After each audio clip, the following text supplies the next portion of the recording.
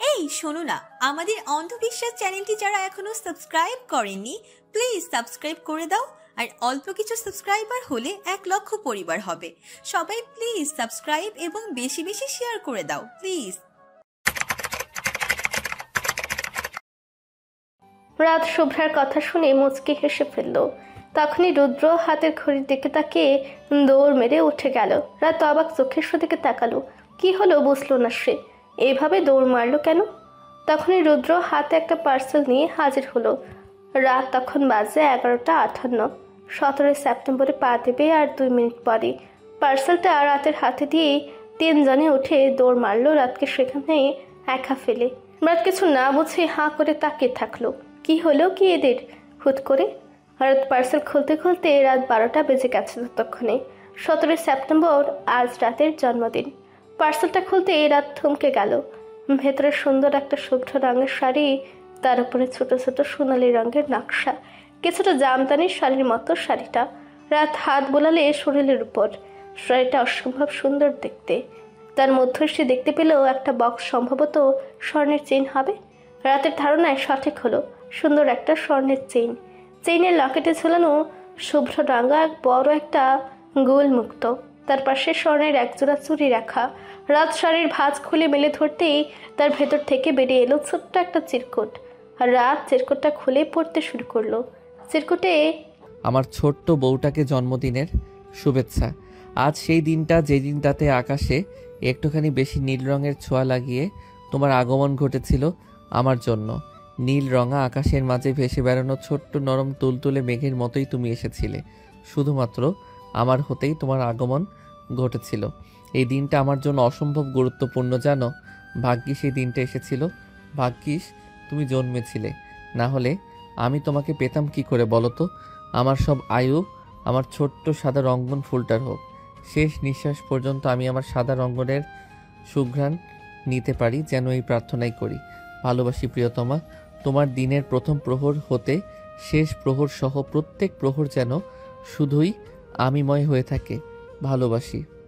ছোট্ট একটা চিঠি, যেটা পড়ে মন ভালো হয়ে গেল রাতের। আজ মন খারাপ হচ্ছে না রুদ্ধকে মনে পড়ে, বরং মনে হচ্ছে রুদ্ধ তোর পাশেই রয়েছে। অজানা এক শান্তিতে ঠোঁটের কোণে মিষ্টি হাসি ফুটে উঠল রাতের। চোখ বন্ধ করে শাড়ি আর চিরকুটটা মুখের মাঝে চেপে ধরে রাখলো কিছুক্ষণ। তখনই পেছন থেকে শুভ্রা ছোট্ট একটা কেক নিয়ে হাজির হলো গান গাইতে গাইতে। তার পেছন পেছন আহু আর রুদ্র আসলো। রাত তাদের দিকে তাকিয়ে হেসে ফেলল।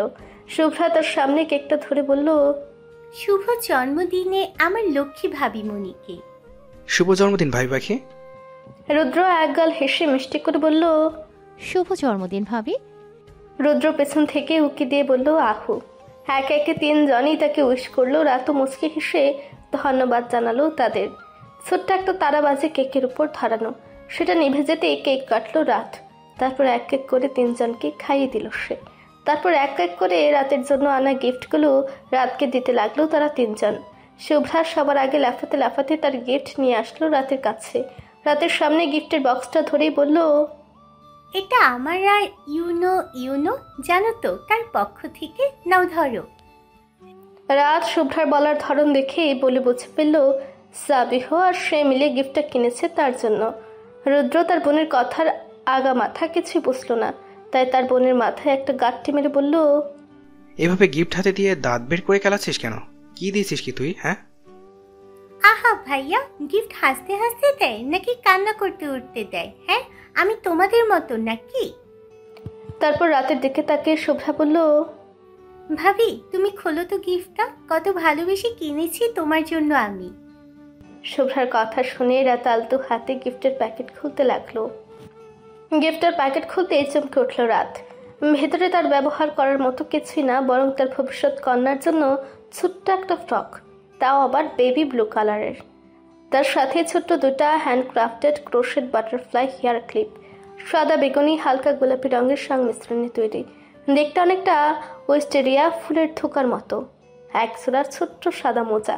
গিফট দেখে রাত হাবার মতো তাকিয়ে রইল তার ননদিনের দিকে, যে কিনা তার দিকে তাকিয়ে দাঁত বের করে হিহি করে হাসছে।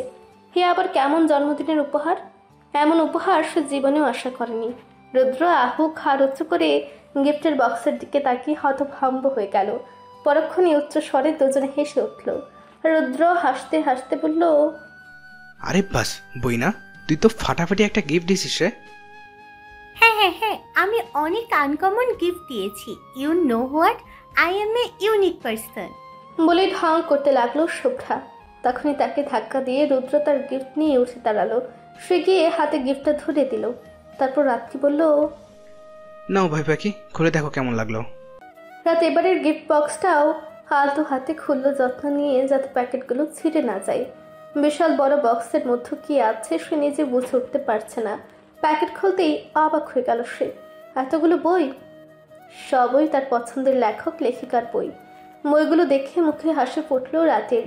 রুদ্রের দিকে তাকিয়ে মিষ্টি হেসে বলল, অনেক ধন্যবাদ ভাই, আমাকে আমার সবচাইতে প্রিয় জিনিসটা আমাকে দিয়েছেন।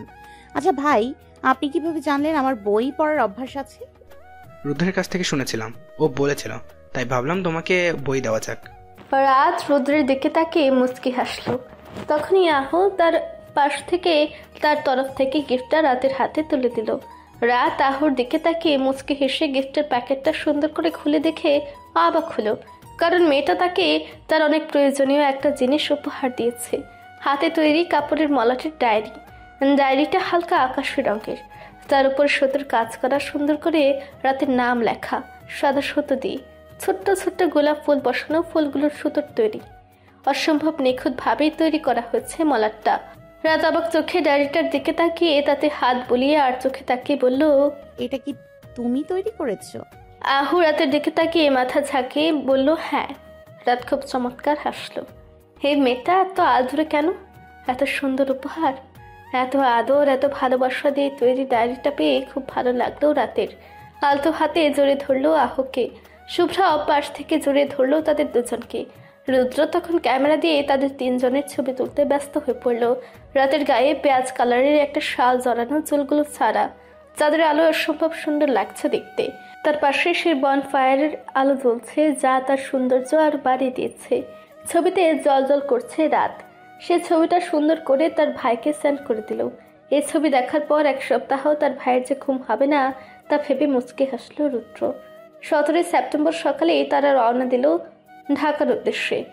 ঢাকায় এসে পৌঁছাতে অসুস্থ হয়ে পড়ল রাত। ঠান্ডা লেগেছে তার।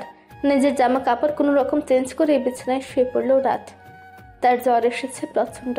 তখনই রানু বেগম থালি ভাত নিয়ে আসলো তার জন্য। সুন্দর করে গরুর মাংস দিয়ে গরম ভাত খাইয়ে দিল রাতকে। তারপর ওষুধ খাইয়ে দিল, মাথায় হাত বুলিয়ে দিতে লাগলো। রাতের জ্বর এসেছে প্রচণ্ড। রাত রানু বেগমের কোলের উপর শুয়ে কাঁপছে ঠান্ডায়। হঠাৎই ফুপিয়ে কেঁদে উঠল রাত। রানু বেগম চমকে উঠলেন, কি হলো মেয়েটার? তখন রাত ফুপাতে ফুপাতে বলে ওঠে, আপনার ছেলে খুব খারাপ মা, খুব খারাপ। রানু বেগম রাতের মাথায় হাত বুলিয়ে দিয়ে মুচকি হাসলেন। মেয়েটার মনে অভিমান জমেছে প্রচুর। রাতের মাথায় আলতো হাত বুলিয়ে দিয়ে রাতের ঘুম পাড়ার জন্য অপেক্ষা করতে লাগলেন। মিনিট 10 পরে রাত ঘুমিয়ে পড়ল। ঘনশ্বাস পড়ছে রাতের। সে রাতের দিকে তাকিয়ে ধীর পায়ে বেরিয়ে গেল রুম থেকে। শুভ্রার রুমে গিয়ে শুভ্রাকে রাতের পাশে ঘুমাতে বলে নিজের রুমের দিকে গেল রানু বেগম। শুভ্রা তার ভাবির কাছে গিয়ে শুতেই দেখে পুফি ল্যাস নাড়াতে নাড়াতে তার মামাকে আদর করে দিচ্ছে, কিন্তু রাতের সেই হুঁশ নেই। সে তো গভীর ঘুমে ব্যস্ত। সেদিকে তাকিয়ে মুচকে হেসে তার ভাবির পাশে গিয়ে আলতো হাতে জড়িয়ে ধরে ঘুমিয়ে পড়ল। পুফিও আজ অনেকদিন পর তার মামাকে কাছে পেয়ে মামার কোলের মধ্যে ঢুকে ঘুমিয়ে পড়ল। সকালের কোমল আলোটা আজ যেন তুলোর মতো নরম হয়ে ছুঁয়ে দিচ্ছে চারপাশ। জানালার কাছে, পাতা ভেজা বাগানে কিংবা কোনো নিঃশব্দ বারান্দায় আলোটা ধীরে ধীরে গলে পড়ছে, ঠিক যেন কারো মায়াবী স্পর্শ। রোদের আলতো কোমল ছোঁয়া রাতের চোখে মুখে আশ্রে পড়তেই ঘুম ছুটে গেল তার। পুফে এতক্ষণ তার মাথার কাছে বসে অনবরত দেখে চলছিল। খিদে লেগেছে তার। রাত তার দিকে তাকিয়ে তাকে আদর করে চুমু খেলো অসংখ্য। তারপরে তাকে কোলে নিয়ে ক্যাট ফুড ঢেলে দিল তার খাবার বাটিতে। তাকে খেতে দিয়ে রাত ফ্রেশ হয়ে নিচে পা বাড়ালো। গতকাল কারোর সঙ্গে ঠিকভাবে দেখা করতে পারেনি সে অসুস্থ থাকায়। জ্বরের কারণে মাথা ভার হয়ে আছে তার। নিচে নেমে দেখে জামিনা বানু সোফায় বসে তসবি গুনছে। রাত মিষ্টি হেসে তাকে জড়িয়ে ধরলো তার পাশে বসে। জামিনা বানু মাথায় আলতো করে হাত বুলিয়ে জিজ্ঞেস করলো, জ্বর কমেছে দাদুমণি?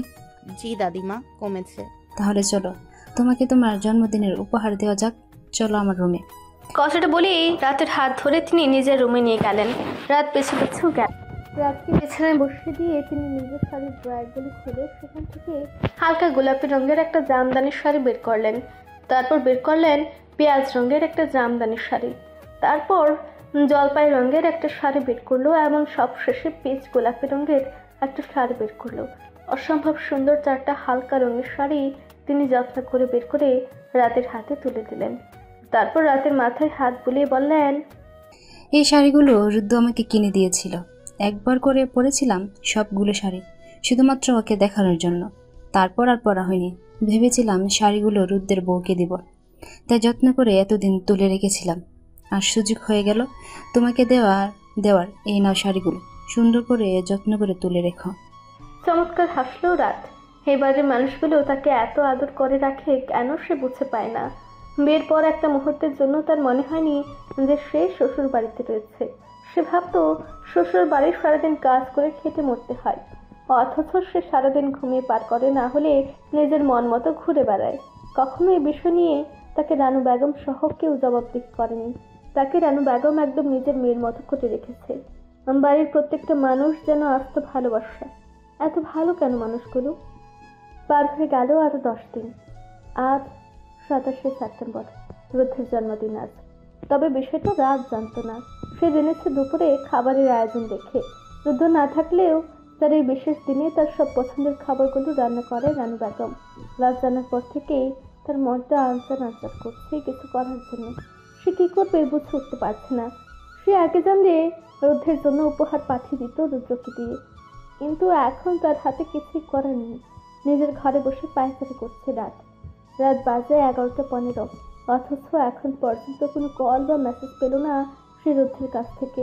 কখনোই তার জন্মদিন পালন করে না সে, এসব তার পছন্দ নয়। তাই সে যে বন্ধুদের সাথে জন্মদিন সেলিব্রেট করছে এটা ভাবাও ভুল হবে। তার পায়চারি করতে করতে আর ভাবতে ভাবতে রাত 11:53 বেজে গেছে, কিন্তু এখন পর্যন্ত সে কোনো কিছু ভেবে উঠতে পারেনি যে কি করবে। কোনো কিছু না ভেবেই ফোন দিয়ে ফেললো রুদ্ধকে। বেশ অনেকক্ষণ কল হওয়ার পর রিসিভ হলো অপর পাশ থেকে, কিন্তু কোনো কথা বলছে না রুদ্ধ। রুদ্ধের এই নীরবতা হুট করে বুক কাঁপিয়ে দিল রাতে। হুট করে কান্না পেল তার খুব। মানুষটাকে আজ তার হাত দিয়ে ছুঁয়ে দিতে ইচ্ছে হচ্ছে অনেক, কিন্তু সে পারছে না। আচমকায় ফুঁপে কেঁদে উঠল রাত। অপর পাশে চোখ বন্ধ করে কানে কল ধরে বসে আছে রুদ্ধ। যদিও সে রাতের কলের অপেক্ষায় ছিল না, কিন্তু আচমকা তার রাত রঙ্গনা এভাবে কেঁদে উঠায় চমকে গেল। কে পড়ল তার বুক। ব্যস্ত কণ্ঠে বলল, রাত কি হয়েছে? ব্যথা পেয়েছো কোথাও? রাত কথা বলতে পারলো না। চুপ করে মুখ চেপে কেটে যাচ্ছে সে। রাতের কোনো উত্তর না পেয়ে রুদ্ধ অস্থির হয়ে আবার জিজ্ঞেস করলো, রাত, এই মেয়ে হয়েছে এটা কি? কান্না করছো কেন? আজ পর্যায়ে রাতের কান্না না থামায় রুদ্ধ বাধ্য হলো তাকে ধমক দিতে। তারপর শান্ত স্বরে বলল, শুনে রাখো পুফির মাম্মা, বাড়ি ফিরেই আগে পুফির জন্য একজন খেলার সঙ্গী আনতে হবে আমাদের। সো বি রেডি পুফির মাম্মা। কান্নার মাঝখানে রুদ্ধের এমন কথা শুনে বিষম খেল রাত। এই লোক কিসের মাঝখানে কি ধরনের কথা বলছে? এমন নির্লজ্জ মার্কা কথা তো কখনো রুদ্ধের মুখে শুনেনি। তাহলে দেশের বাইরে যেয়ে কি সে আরো উচ্ছৃঙ্খল হয়ে গেল? অশ্লীল কথা বলছে কেন সে হুট করে? রাত কোনো কথা বললো না, সেভাবে কল ধরে চুপ করে থাকলো। চলতে থাকলো তাদের নীরব আলাপন। তারা কথা না বললেও তাদের নিঃশ্বাস যেন কথা বলছে। গভীর মনোযোগ দিয়ে শুনছে একে অপরের শ্বাস প্রশ্বাসের শব্দ। সেভাবেই কথা না বলে পার করে দিল সে রাত। তারা আজকে একটু আগে গিয়ে পৌঁছালো রাত ভার্সিটিতে। ইম্পর্টেন্ট একটা ক্লাস আছে, সাথে বন্ধুরা মিলে একটু আড্ডা উঠবে। উপমা আর মাহফুজ লাইব্রেরিতে বসে আছে। তাকে কল করে ইনফর্ম করেছে সেখানে যেতে। তার সে ভার্সিটিতে এসে পা বাড়ালো লাইব্রেরির দিকে। লাইব্রেরিতে গিয়েই তাদের পাশে চেয়ারে বসতে উপমা বলে উঠল, ইলা, তোর অবস্থা কি হচ্ছে দিন দিন? এর তো শুকিয়ে যাচ্ছিস কেন? আশ্চর্য, আমি ভেজা ছিলাম কোন জন্মে? আরে ছি, আমি ওইটা বলি নাই। আমি বলছি যে উপমার কথার মাঝখানে মাহফুজ বই থেকে মুখ উঁচু করে ভারী চশমা জোড়া খুলে উপমাকে বলল, এই মহিলা, আমার জন্য একটু সুন্দর করে চা নিয়ে আয় তো। আমি আবার পাঠক মানুষ তো, বই পড়ার মাঝখানে আবার একটু চা না খেলে ফিল পাই না। বালের পাঠক পাঠক না বলে পাটা তুই একটা। নিজের চা নিজে আনে গিল, আমাকে হুকুম করিস কোন সাহসে? ছি ছি ছি, কি পচা কথা বলে। যা বুড়িগঙ্গার পানি দিয়ে মুখ ধুয়ে আই মহিলা। আমাকে হুকুম করিস কোন সাহসে? মাফ কর মহিলা, আমি নিজে যাচ্ছি। তোর মতো মহিলার কোনো গ্যারান্টি নেই, কখন না জানি থুতু মিশাই দিবি ওয়াক। ওইটাই করলাম শালা লুচ্ছা। ওই খবরদার মহিল, আমি পাঠক, তাও আবার সরল মনের। আমি জীবনে ক্লাস 10-এ থাকতে বায়োলজি চ্যাপ্টার 11 পড়িনি। আমি এত ভদ্র একটা মানুষ। খবরদার আমাকে ওইসব বলবি না বেয়াদব মহিলা। সাজো চান্দু তুমি? না পড়লে তুই জানলি কেমনি ওইখানে দুষ্টু দুষ্টু আছে? হোয়াট? অগা? সেটা আবার কি? আরে অগি অগি। সি, আমি অগি হলাম কেমনে? আমার লাইফে তো অলিভিয়া নাই, মুই তো পিওর সিঙ্গাপুর। রে কেন? তুই বেটা মানুষ তো ভাইয়া, নাকি আপু টাপু হোস? এই তোর বাপসাপ তো সুবিধার না মামা। সি, কি নির্লজ্জ দরজাল মহিলা, আসলে একটা খারাপ দরজালিনী। রাতে 2টায় খসটা বনা কথা শুনে হাসতে হাসতে পিঠ হয়ে পড়লো। ঠিক আজ ভার্সিটিতে ক্লাস শেষ হতেই রুদ্র রাতকে পৌঁছে দিয়ে আসতো বাড়িতে। রাতের দিনকাল ভালো যাচ্ছে না, মাকে আজকে আসেনি, জ্বরে ব্যথারই ব্যাড রেস্টে আছে আপাতত। শুভ্রার প্রাইভেট কোচিংয়ের সামনে দাঁড়িয়ে আছে সাবিহ। গতকাল রাতের সামান্য একটা বিষয় নিয়ে তাদের মধ্যে তুলকালাম কাণ্ড বাঁধিয়ে ফেলেছিল শুভ্রা। সেই রাত থেকেই কলে পাচ্ছে না মেয়েটাকে। সাবিহ বেচারা সারা রাত না ঘুমিয়ে এখন আবার ঘন্টার পর ঘন্টা দাঁড়িয়ে অপেক্ষা করছে শুভ্রার। শুভ্রা ক্লাস শেষ হতে সাবিহকে দেখেও না দেখার ভান করে চুলগুলো একসাথে নাড়াতে নাড়াতে হাঁটতে লাগলো। সাবিহ তার পেছন পেছন দৌড়ে ডাকতে লাগলো তাকে। এই শুভ্রা, বাবু কই যাও? তুমি আমার সাথে কথা বলো না কেন? বলে শুভ্রার হাত ধরে শুভ্রাকে আটকাতে গেলে শুভ্রা চিল্লিয়ে নাটক করে বলতে শুরু করে, এই দুষ্টু ছেলে, ওর না সরি বেটা। কিসের বেটা? তুই তো আমার বাপের থেকেও বুইড়া দেখতে। দাদু বলি তাহলে? হ্যাঁ দাদু, রাস্তাঘাটে সুন্দরী মেয়ে দেখলে ইফটিজিং করার জন্য শরীরে কুটকুট কুটকুট করে না? জুতা খুলে এমনভাবে দিব না যে থোবড়ে উল্টে পাল্টে একেবারে বড় আকারে একটা ঢ্যাস হয়ে যাবে। সর যাইখান থেকে। ছি, নিজের বয়ফ্রেন্ডকে কেউ দাদু বলে? বয়ফ্রেন্ড? কিসের বয়ফ্রেন্ড? হ্যাঁ, তুই বয়ফ্রেন্ড পদবি তখনই হারাইছিস যখন তুই বলছিস আমি বাদে অন্য মেয়েরা তোর পেছনে ঘোরে। বলিস নাই আমাকে গতকাল রাত্রে যে তোর পেছনে আমার মতো 10টা-12টা মাইয়া ঘুরে বেড়ায়? ও বাবু, আমি তো ওটা মজা করে বলেছি, বিশ্বাস করো, এই ধরনের কোনো কিছু না।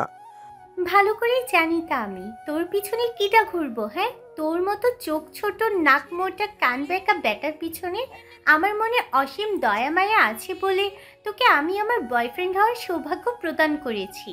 অর এলস আমার মতো সুন্দরী শুভ্রাকে তুই পাবি কোনোদিনও? আসলে একদম ঠিক বলেছ।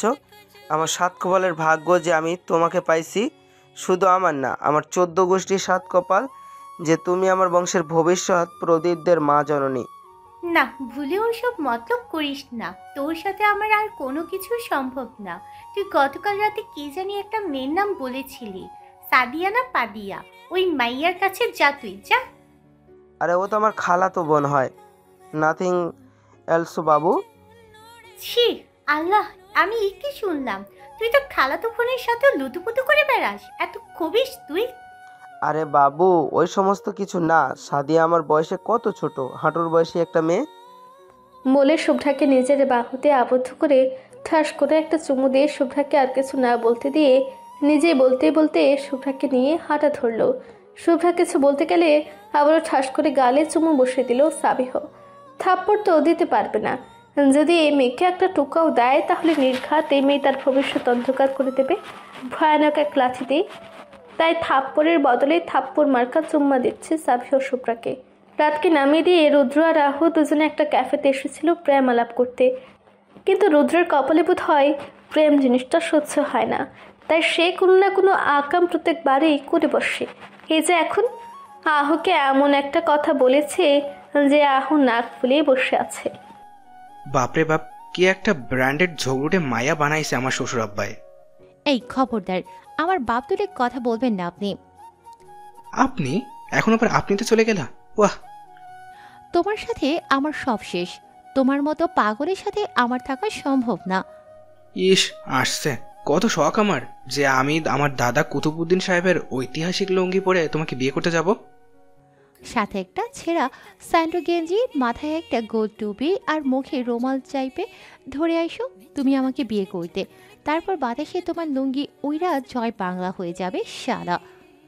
আরে না, এমনি তো আমি লুঙ্গি পরলে লুঙ্গির নিচে বড়সড় আন্ডারওয়্যার পরি, দরকার পড়লে সেদিন আমি বড় পায়জামা পরে আসবো, তবুও রিস্ক নেব না। আমার বউয়ের ব্যক্তিগত প্রপার্টি বলে কথা, অন্য কাউকে দেখানো যাবে না।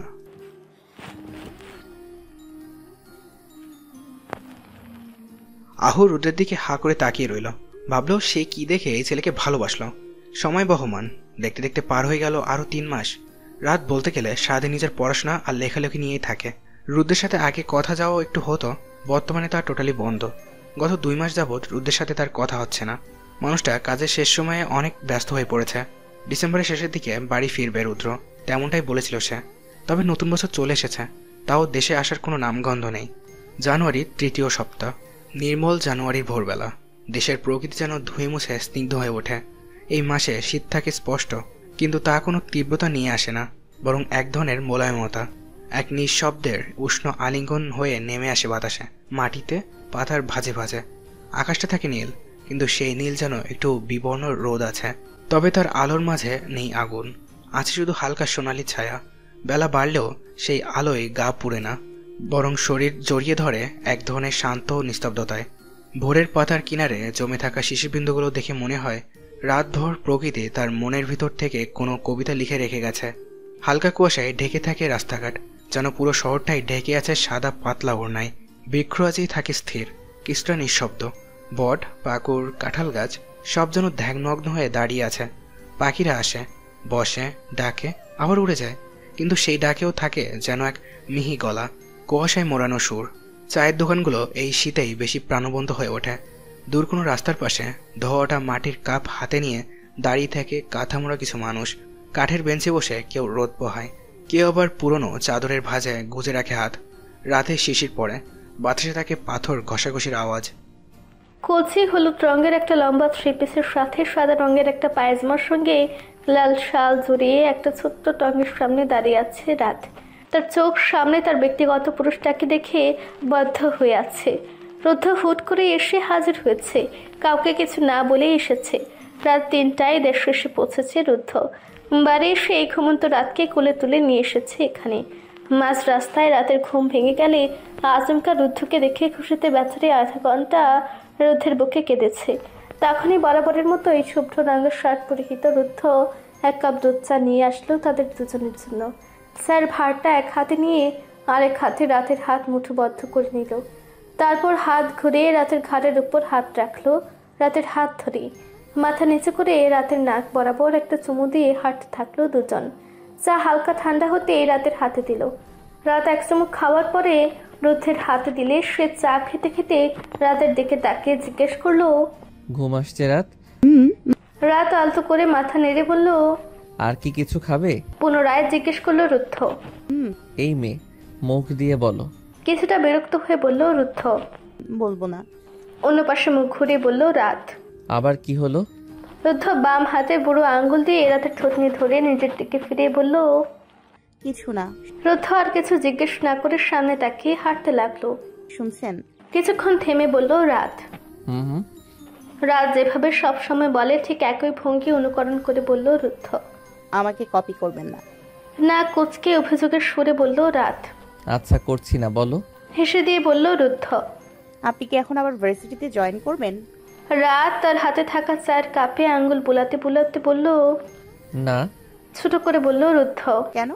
রাত রুদ্ধের দিকে তাকিয়ে কপাল কুচকে জিজ্ঞাসা সুরে বলল, আপাতত নিজেদের পারিবারিক বিজনেস সামাল দিতে হবে। বাবা সব সামলে উঠতে পারছে না, সাথে মাঝে মধ্যে কিছু রিসার্চ কাজে লিড করব, তারপর বাকিটা পরে দেখা যাবে। ও, ছোট করে বলল রাত। পুরো সকালটা বাহিরে উপভোগ করে 9টায় বাড়ি ফিরল রুদ্ধ আর রাত একসাথে। রুদ্ধ বাড়ি এসেই বাবা মা দাদিমা সবার সঙ্গে কথা বলে রুমে এসে ফ্রেশ হয়ে পুফিকে কুলে তুলে আদর করতে লাগলো। পুফি অনেকদিন পর তার পাপাকে পেয়ে মিউ মিউ করে অভিযোগ তুলতে লাগলো তাকে একা ফেলে রেখে যাওয়ার জন্য। তখনই রাত নিচ থেকে রুমে আসলো। হাতে তার বারাটি হালকা বেবি পিঙ্ক গোলাপের তোড়া। রুদ্ধ আসার সময় তার জন্য নিয়ে এসেছিল, সেটা একটা ফ্লাওয়ার ভ্যাসে রাখলো। পরনে তার হালকা গোলাপি রঙের জামদানির শাড়ি। বাসায় এসে চটজলদি রুদ্ধের কথায় শাড়ি জড়িয়েছে সে। রুদ্ধ তাকালো তার শুভ্র রাত রঙ্গনার দিকে। রাত ফুলগুলো রেখে রুদ্ধের কাছে এসে দাঁড়াতেই রুদ্ধ বলে উঠল, রাত কাছে এসো, বেডে শুয়ে পড়ো আমার পাশে, ঘুমাবো আমি, সাথে তুমিও ঘুমাচ্ছ আমার পাশে। ঘন্টাখানিক তোমার ছোট্ট বুকে মাথা রেখে ঘুমাতে চাই, একটু শান্তি চাচ্ছি। রাত পাখির প্রচণ্ড খারাপ লাগছে, দরজাটা লক করে দিয়ে এসো কুইক। রাত বোকা চোখে তাকিয়ে রইল রুদ্ধের দিকে। রুদ্ধ রাতের তাকানো দেখে বিছানায় শুয়ে রাতের দিকে তাকিয়ে বলল, ঘুম না আসলে চুপচাপ আমার দিকে তাকিয়ে থেকো, তবুও আপাতত অন্য কোনো দিকে ধ্যান দেওয়ার প্রয়োজন নেই। এখন জলদি এসো তো। রুদ্ধের এমন আবদারে হেসে ফেলল রাত। তারপর মুচকে হেসে রুদ্ধের পাশে গিয়ে শুয়ে পড়ল। রুদ্ধ কুল বালুসের মতো পেঁচে ধরল রাতকে। রাত হাত বাড়িয়ে রুদ্ধের মাথায় হাত রাখলো। তারপর আলতো করে হাত গলে দিল রুদ্ধের চুলের ভাঁজে। রুদ্ধ মুখ গুজে দিল রাতের বুকে। কেঁপে উঠল রাত। ভালো লাগার চিনচিনে ব্যথায় কেমন হাঁসফাঁস করে উঠে রাতের নাজুক অন্তঃকরণ। এই শান্তশিষ্ট সভ্য কিছুটা উগ্র আর বদ মেজাজের লোকটাকে কেন এত ভালো লাগতে হবে? তাকে দেখলেই কেন এমন গলা শুকিয়ে যাবে? বিয়ে তো আজ হয়নি, তাহলে কেন এত অস্থিরতা? আগামী কিছুদিন পরেই তাদের বিবাহ বার্ষিকী। দেখতে দেখতে গোটা একটা বছর হয়ে গেল তাদের বিয়ের। মনে হলো এই তো কিছুদিন আগেই রাত ভয়ে জড়সড় হয়ে এই রুমের খাটে রাত কোনায় পড়েছিল। আচমকা রুদ্ধ এসে তাকে টেনে হিচড়ে রুম থেকে বের করে দিয়েছিল। আজ সেই রুদ্ধই তাকে চোখে হারায়। তাদের বিয়ে 9 মাস একে অপরের থেকে দূরে ছিল তারা। রাতের এবার নিজের উপর রাগ হতে লাগলো। কেন সে 3 মাস থাকতে গিয়েছিল খুলনায়? কিভাবে পেরেছিল সে রুদ্ধকে ছাড়া এতদিন থাকতে? এতদিন পরে রুদ্ধ বাড়িতে আসায় আপাতত বাড়িতে ঈদের আমেজ সমান হই হুল্লোড় হচ্ছে। রানু বেগম সে 10টা থেকে রান্নাঘরে কাটাকুটি আর রান্না বান্না নিয়ে ব্যস্ত। রাতও হাত লাগিয়েছে তার সাথে। আজকে সব রুদ্ধের পছন্দের খাবার রান্না করা হয়েছে। কম মশলা দিয়ে গরুর মাংস, রোস্ট, ইলিশের কুরমা, অনেক রকমের ভর্তা আর সাদা ভাত। শীতের নরম দুপুরে সে লাগবে গরম ভাতের সঙ্গে ভর্তা খেতে। রুদ্ধ খুব পছন্দ করে। রাত 3 রকমের পুডিং বানিয়েছে। শুভ্রা বানিয়েছে চিজ কেক। আজ হট করে শুভ্রা রান্নাঘরে এসেছে কিছু বানাতে।